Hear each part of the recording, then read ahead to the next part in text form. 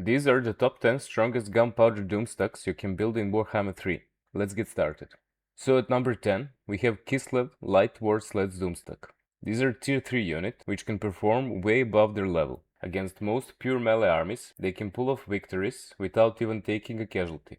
They have decent speed, a solid missile damage, as the sled riders shoot with armor-piercing guns, and once they use all of their ammunition, they can charge into melee and do excellent damage against infantry. Their missile attacks are best to be used against fast and large units, as you can finish off infantry later by cycle charging.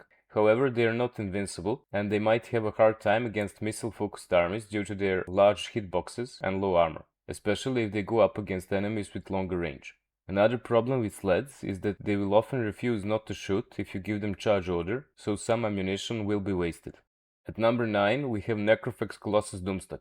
Vampire Coast has not been updated in a long time, but the Necrofexes have such a good base for a Doomstack that they will perform at top tier level even in Warhammer 3. They are big monsters that shoot with cannons, and you can heal them. Their disadvantage is lower range than artillery, and they can feel somewhat squishy in current meta where everything does a ton of damage. But they still pack a punch, and once they use all of their ammunition, they can go into melee. At least one gunnery white hero is necessary for ammunition replenishment, and Lore of Vampires spellcaster for invocation heals. Also, you can use Lore of Vampires to summon zombies, which can delay any target you want to focus with guns. Next, we have Malakais cannon gunline. Now, if built properly, this Doomstack is one of the highest DPS output Doomstacks in the game. However, it has few weaknesses. Malakai's faction, Masters of Innovation, has tools to boost cannons way above their tier 3 standard. From Malakai's adventurous mechanic, they can get a key ability, the Grape Shot, which just mows everything in 200 meters range. A line of cannons can open up on enemy units from over 400 meters range and switch to Grape Shot once they get closer. With engineer buffs, they can get even more ammunition and missile strength. You should also try to get engineers with the conventional trait. However, these cannons can be somewhat inaccurate against small heroes on foot. Also, summons are a huge problem, as they can kill crew or just lock artillery in melee, which will stop them from shooting. Also, army abilities like Chaos Dwarf Dreadquake Battery is very dangerous, as slow cannons will never get out of the way in time, so you will have to drop the artillery, waste enemy ability charges and then get back on it, which is not ideal. Still, it's one of the better Doomstacks you can recruit very early in the campaign. At number 7 is the Empire Weapons Team's army, which is supercharged in Elsbeth's faction. Now, there are a couple of variations of the army which all functions the same, but the backbone of Doomstack are Amethyst Ironsides, Outriders and Hellstorm Rocket Batteries, led by Master Engineer with Hawkman Scope Straight. You also want Light or even Beast Wizards for control. This is another army you can assemble relatively early in the campaign, and its biggest strength is insane DPS at close range due to density of bullets it fires. This is where Outriders will open fire from second firing rank, and nothing should ever get close through these volleys. It also has decent control through light magic and Imperial Gunnery School buffs. The artillery is still vulnerable to summons, but with quick micro you can often save them without riders charging in. Another downside is that it can suffer on maps with lots of forests and elevations. And number 6 is another Warhammer 2 army that can still dominate battles even in Warhammer 3. This is the Skaven Weapons Team army. This was one of the first armies in this franchise that worked with summons as frontline, while the devastating rattling guns and Jezzails kill the targets with endless volleys. It can work in any Skaven faction, but it's still the best under Ikit Claw banner, who can provide these units with huge buffs. Unlike other gunlines, Skaven Weapon Team Doomstack can easily deal with most enemy artillery thanks to Menace Belows. It's still vulnerable to summons, as Plague Claw catapults also have crew, plus the Skaven Weapons teams are also easy targets for most melee units. But with proper micro, this army can easily defeat any forces the AI throws at you in the campaigns. At number 5, we have another army boosted by Imperial Gunnery School, the Warmachines Doomstack. You will want at least one Amethyst land ship with Mortis engine effect, while the rest of the army can be a mix of steam tanks and generic land ships. You definitely want to attach a life wizard in the army to heal Warmachines. Both steam tanks and land ships do solid damage from distance with cannons and can do decently well against infantry in melee.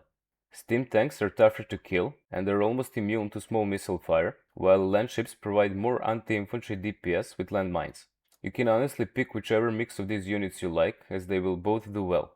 Unless you're fighting multiple anti-large and fast-moving Doomstacks, there is nothing that can stop these machines. At number 4 we have another Masters of Innovation Doomstack. So the Gyrocopters were a menace when the DLC was released, but even after nerfs, they are still one of the strongest armies in the game. They do have shorter range, but for a tier 2 unit, Gyrocopters can be an impossible problem for most enemies. They fly and they are fast, so most enemy units will never be able to reach them. And with buffs from engineers, they can get great missile strength and ton of ammunition. But if you want to truly invest in this Doomstack, you can build full army of Grudge Settlers Gyrocopters. With enough campaign progression, you can have up to 14 Grudge Settlers in one army, and these Warmachines absolutely destroy single entities, which are usually some of the toughest targets to kill. The only issue for this army can be equally fast flyers, but even then it's not really a problem. However, there are even stronger Gunpowder armies than Gyrocopters. At number 3, we have Chaos Dwarfs Invisible Gunline.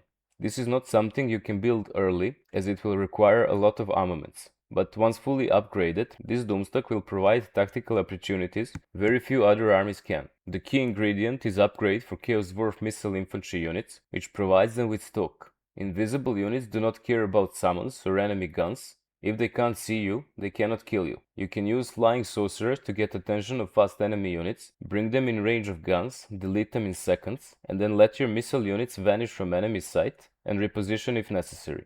For the support, you want 4 Iron Demon Dreadquake mortars. These are the highest damage dealing artillery in the game, and just one hit from their cannons can delete entire blobs. The best thing is they are completely immune to summons, since they do not have separate crew, but they act as single entities. They also have decent speed of 60, so they can kite around the map and not be static. You will also want 1 or 2 Infernal Castellans with stock to restock ammunition. And there are only 2 armies left, and to be honest, both are so strong in different ways that I cannot tell for sure which one is stronger, so I would go with my gut feeling. So at second place, I will rank Invisible Crane Gunners. This Doomstack is exclusively available in Bashivas faction once you unlock tier 4 auxiliaries through Armies of Shangyang. A full stack of crane gunners with higher range than most artillery and also with special attributes of stalk, snipe and unspottable makes them almost impossible to defeat. Even if terrain is completely against you, which is usually the biggest problem for Gunpowder armies, they can just reposition and shoot from close distance undetected. You will want 1 or 2 moonbirds for siege attacker trait and as a distractions. There are only 2 scenarios in which they might struggle. They are not spectacular in sieges, as you do not want to attach artillery in this army for field battles. They can still do any siege battle without taking a single casualty, but it will take longer. The other scenario is small map against 40 enemy units, which can flood the entire battlefield with bodies. But this is also easy to handle with proper positioning of flyers. To be honest, the crane gunners are one of the few Gunpowder Doomstacks that can defeat the number 1 on this list. Okay, so the number 1 is Malakais Thunderbarge Doomstack.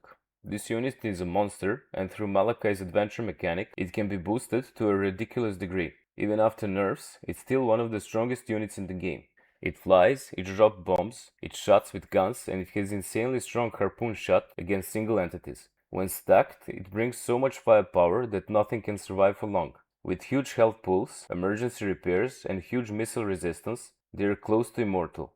The only real danger is full stack of flying monsters like Bloodthirsters, but even they will not survive for long. Unlike crane gunners, they have zero problems in sieges, and in theoretical scenario that these 2 armies meet on a battlefield fully upgraded with all campaign buffs, Thunderbarges could fill the map and eventually detect crane gunners since they are so large. So there you go, these are the top 10 strongest Gunpowder Doomstacks in Warhammer 3 at the moment. I do expect this list to change once the Lords of the End Times DLC is released, with some new Skaven units that will probably come into the game. So feel free to agree or disagree in the comments and point out if you think I forgot any Gunpowder army. See ya.